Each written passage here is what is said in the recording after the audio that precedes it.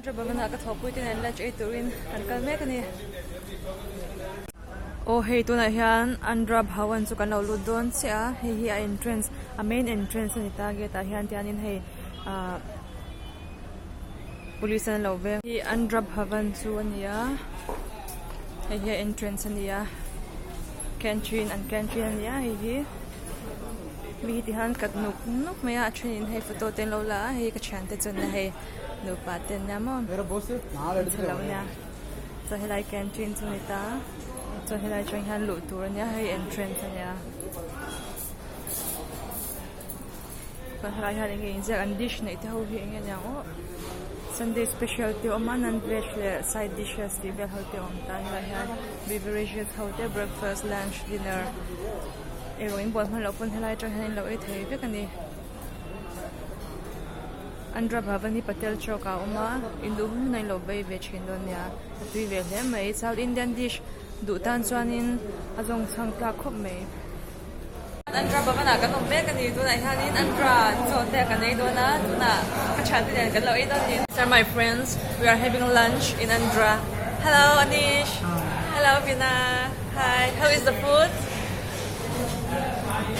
hi Riaz hi see, this is Andhra dish. Okay, what is this called? This is called what is this setup? This is just sweet. Okay, this is dahi, and this is chutney. Wow, it's very delicious. Okay, yummy, and we enjoy a lot. Hey,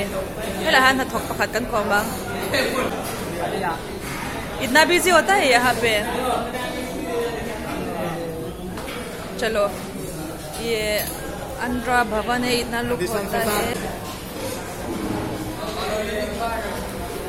hello भैया कम से कम कितना लुक आता है दिन में लंच खाने के लिए कितना लुक आता है 2000 हाँ 2000 आता है वाओ बस इतना बिजी होगा है ना okay Tihan mi tam to tihan luncheon ai chu thina mo tihan Andhra Bhawan ani hi luncheon ai me ka in line thui te hi ngai thina tu chan min tlem to zo mo chan hi area vel ani ta chan he